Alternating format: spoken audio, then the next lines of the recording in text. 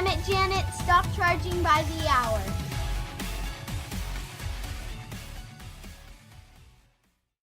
Hi there, this is Janet Kirshen-Siegel from Semantic Shenanigans, and today I want to talk about an extra little blog post that was added recently. It's about Elvis and Elvis impersonators, so it's a bit about cosplay as well. So let me kind of back up here, because what we're gonna do is kind of break down the weird world of Elvis impersonators, kind of how the public looks at them, and also where they stand on the legal spectrum. But first, let's go back in time and we'll talk about cosplay. Now, in all honesty, I personally had thought that cosplay only went back maybe as far as like the 1980s with the Madonna wannabes, or maybe even a little bit earlier to the earlier Star Trek conventions. Boy, was I wrong. It's way earlier than that. Cosplay actually dates back at least to 1936, although it didn't actually get that name until 1984, which is when the term was first coined. According to a website called Racked, Morojo, and I probably just mangled her name, who was really, and I love her name, her real name, was Myrtle Rebecca Douglas Smith Gray Nolan. Okay, she may have had a little trouble finding true love there. And her longtime beau, a guy named Forrest J. Ackerman, who she called Forry. They attended the first ever World Science Fiction Convention, dressed as characters from the 1936 H.G. Wells film Things to Come. And by the way, if you've never seen the film, I urge you to check it out. It's just fascinating. And there's actually a photo of them from the 1939 Worldcon, and that's on the blog. So please feel free to check it out. Now, obviously, neither of them dressed as Elvis. Elvis wasn't even born until 1935. So he would have been, 4 years old at the time. 1 to 4 years old. But the image still depicts people who put together their own costumes and they dressed as their favorite characters. So that's really key, that people are doing that and they're not just sort of accidentally looking like somebody, that they really are deliberately cosplaying as someone. Now, the next thing I want to point out is there's kind of a big business of cosplay. So let's move way forward in time and talk about 2013, which is when Business Insider noted that cosplay could be costly, but they didn't really give numbers. However, that same year in 2013, BuzzFeed actually went straight to this source, and they asked cosplayers just how much time and money their creations had cost them. Personally, I think that a lot of there were some very low dollar estimates that I think were kind of, maybe the estimate was wrong, and it probably didn't factor in the cost of labor, because even if these people were having the grandest of times putting this stuff together, the truth is they should have priced out their own labor. They also might not have factored in what the cost of what are called quote unquote found materials.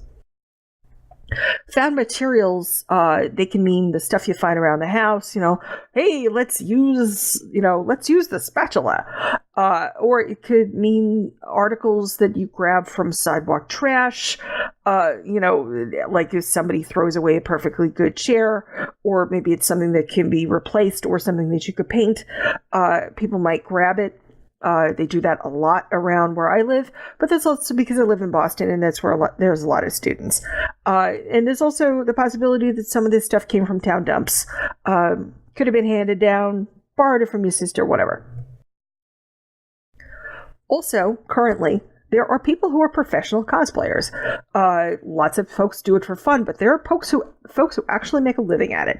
In 2015, a website called The Hustle, that's not Hustler, The Hustle, they looked at cosplaying for money, and essentially they said that income streams for cosplayers divided into 5 specifics. One of them was just good old appearance fees. Here's however much money, come to my convention. Another one was travel stipends, which may very well go hand in hand with those. Modeling work, which connects to the cosplay, dress up as Harley Quinn, et cetera, et cetera. We'll put your picture into our magazine or onto our site. Obviously, folks are going to conventions as professional cosplayers in the hope that they can continue to leverage this experience, get more money, get more modeling gigs. It's kind of it's a synergistic kind of thing. They also get some money from just the products that are provided to them so that they can do their work. This is everything from props to shoes to wigs and makeup, or if there's anything else that they're given. Here's a cape to wear, here's a table. You don't wear the table, obviously. And there's also profits from selling printed and signed merchandise and images. Understand that selling printed and signed images and merchandise can potentially get a professional cosplayer into hot water. That's an IP issue, right? Because we talked about IPs before. I would just say a word to the wise professional cosplayer: ask first. Also, they can not necessarily get this as income, but they can certainly save money by doing exactly what amateur cosplayers would do, where they learn to sell their own costumes, to make their own props, or maybe they repurpose some of the stuff they've already got. It may be something, you may not even see it that obviously, but if a professional cosplayer is, let's say this is a woman who's wearing some sort of a shaper garment underneath her clothes when she cosplays as Harley Quinn, presumably she's going to use a similar garment under her costume when she cosplays as, say, Wonder Woman. This is repurposing of this stuff, so she only buys it one time. It's a smart way to do it.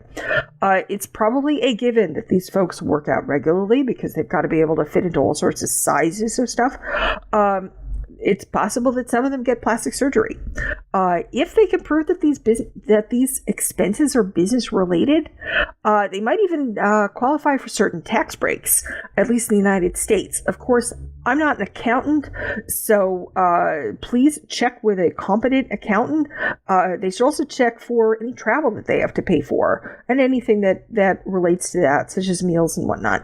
Because if this is part of the way that they make their money, this is part of their profession, they may very well be able to declare them as business expenses. But once again, I would say that the prudent thing is to check with a competent tax advisor. Now let's bring this all back to the king. How does it relate to Mr. Presley's estate? So for that information, let's kind of go a little historically, because it's beyond just cosplaying.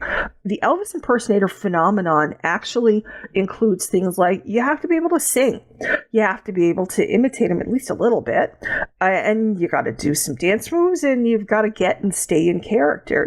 It's probably the only thing that's similar to that is things like the folks who work at Disney who have to be Cinderella, where you're Darth Vader, etc. at Disney, where they get into character and they stay in that all day long.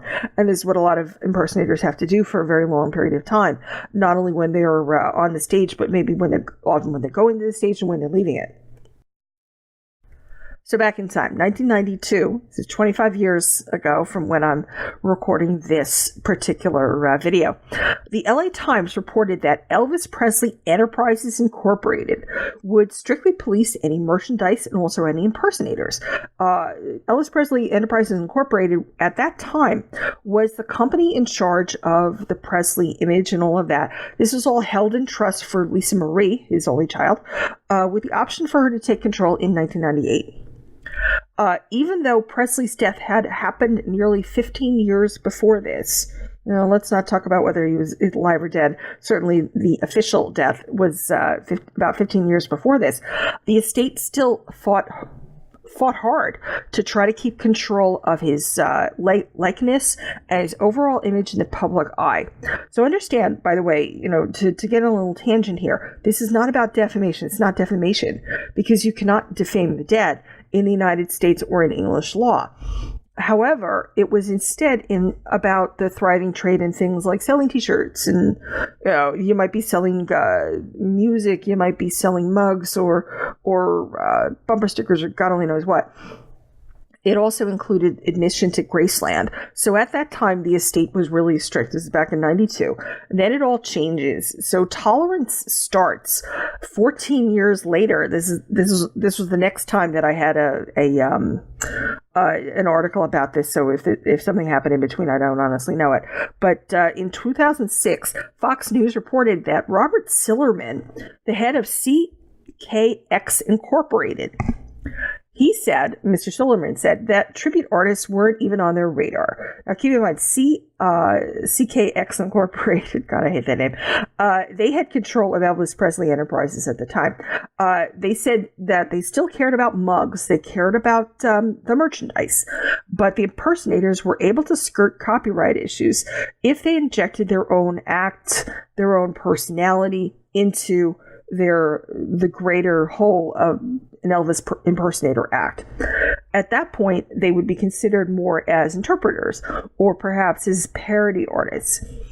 CKX also came to the understanding that the impersonator phenomenon, which is, you might think this is a lot like fan fiction for a lot of IP holders, and you'd be right, that the impersonator phenomenon did help to continue to drive licensed merchandise sales.